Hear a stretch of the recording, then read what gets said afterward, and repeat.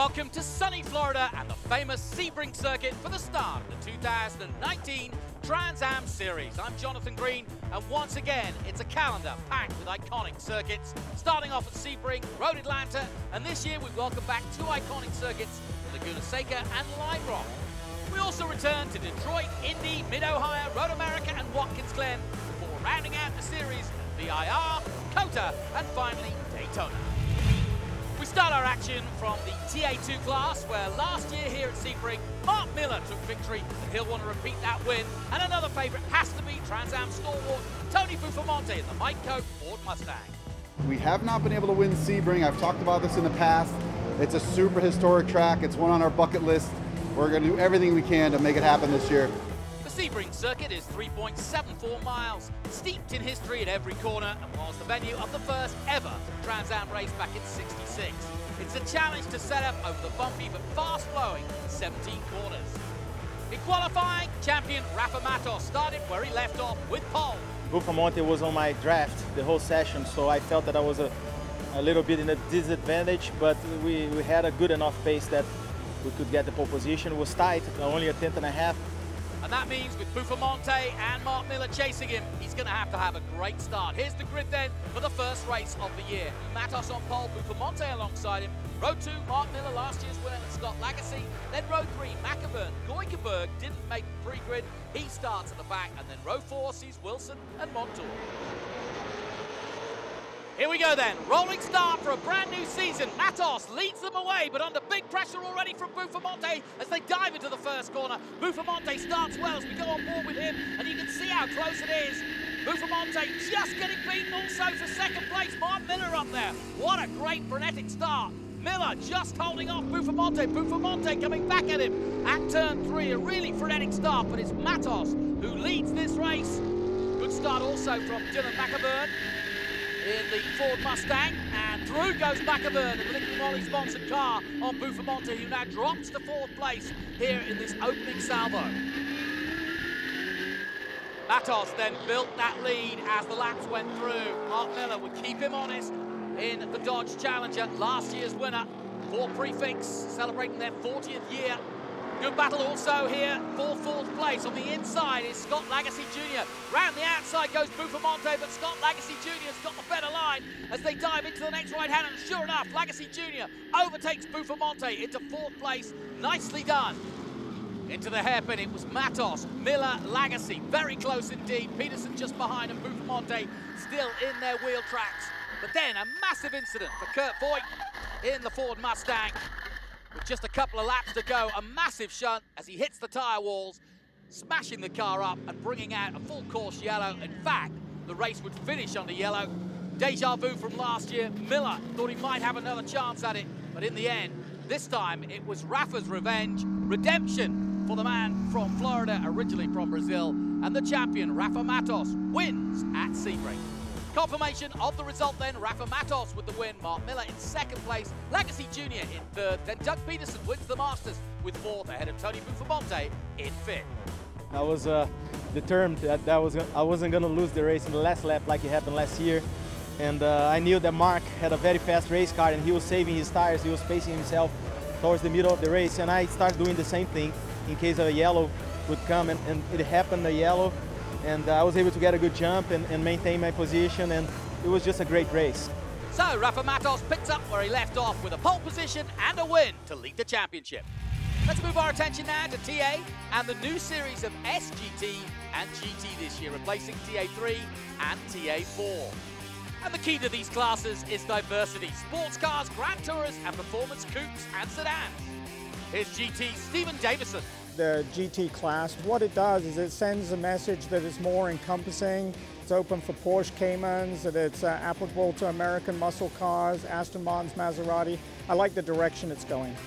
Racing in Aston Martin this year, for the first time, Fernando Seferolis. It's the power of the engine. When you think in GT, you think in race, in a race car, in a competition. And returning to full-line Porsche this year, Mark Bowden in SGT. We're in Porsches and now Lamborghinis and Vipers and all of these different cars. I think is a very good fit and much more descriptive of what we're out there competing in. Also great in the TA class to have famous names back like the Nichols Chevrolet Corvette, Amy Ruman, and Jordan Buff, ready to follow in his father's footsteps. I just got married a couple weeks ago, and my dad was kind enough to offer his TA1 car to race this year instead of us trying to do a full TA2 effort. So I was very fortunate to get to follow in his footsteps and get to do something a little different. These cars are absolutely brutally fast. In qualifying for TA, it was the Chevrolet Camaro of Lawrence Loshak of Wisconsin who took the pole, Mark Bowden in SGT in his Porsche, and in GT, Jeff Courtney in a Maserati. That's the thing, we won the battle, but we haven't won the war. I mean, I got a whole bunch of strategies in my head of what can happen. You know, I got Tommy Dreese on the outside, my teammate, and then the defending champion right behind me. I'm just gonna go for it. I'm gonna check out. The car's perfect for me. We're gonna get the first win of the season here at Sebring and be in the lead in the championship. Car was perfect for one lap, and I just said, you know what? It doesn't get better than perfect. Let's bring it in. I think we can run pretty consistent, so that's kind of our plan. We're the slowest class in the field, so hopefully have a clean race and get out of here with a win. As always with a new season, a lot of anticipation and a long, hard winter of preparation. For the first grid of TA and SGT GT, Lawrence Loshak in pole, Tommy Dreese, his teammate alongside, Ernie Francis Jr., last year's champion, Chris Dyson alongside him, Allegretta, RJ Lopez, Jordan Bupp, and Amy Ruman on row 4. Here we go then, rolling start and a cracking start as well as the field spreads out. And it was Vincent Allegretta from the 3rd row who gets his Corvette into the lead. On board with 6th place, Chris Dyson in the Ford Mustang. With some work to do, Mark Bowden leads Tom Herb. Across the line in SGT, Jeff Courtney leads GT. And Tom Herb's got the whole shot as he leads the whole field as we go on board with the 4-line man. Taking a look at his mirrors, but Allegretta's hopes were short-lived. After 2 laps, he was back in the pits, and that gifted the lead to Loshak. But the pressure wasn't over, because Loshak had in his mirrors the champion, Ernie Francis Jr., racing at home as they went off on a pursuit of 7 laps. Meanwhile, in GT, Jeff Courtney finally getting the lead over Stephen Davison when he went wide at 17. And Ernie Francis Jr. was left in the pits with a cooling line issue, which put him 12 laps down and out of contention. In SGT, Mark Bowden would lose the lead to the fast pace in a straight line by the Dodge Viper of Lee Saunders of Florida. He takes the lead over Mark Bowden and wouldn't relinquish it. A caution with 5 laps to go, and that put the pressure back on Lawrence Loshak as Chris Dyson tried to reel him in. Loshak nervous of the pace of the plaid-sponsored Chris Dyson, but Loshak would hold on and take victory after the disappointment at the end of last year. Lawrence Loshak with victory then in TA over Chris Dyson, RJ Lopez 3rd, Jordan Butt 4th, and Amy Ruman rounding out the top 5. To start the season on a win after what happened at the end of the season last year, it's what the team deserves. I feel incredible. I mean, finally, Sebring. I love this track, but you know, bumpiest flat track you'll ever race on. A very happy Lawrence Loshak starts his winning ways at Sebring for the first round.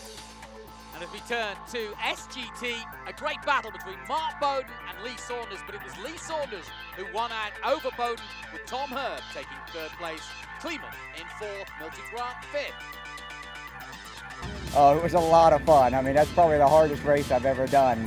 I got to thank Mark and them for racing me clean. We had a heck of a battle. We got a little lucky there at the end, but it was just amazing race. Tons of fun. Sets up the season well for SGT. Cheers, boys. Great racing. And well done also to Jeff Courtney, taking victory in the Maserati in the GT class ahead of Stephen Davison and Fernando Safernis. Good clean racing in all 4 classes of the Transam Series for 2019. Next, we head to Road Atlanta at the end of March. Until then, from me, Jonathan Green, goodbye for now.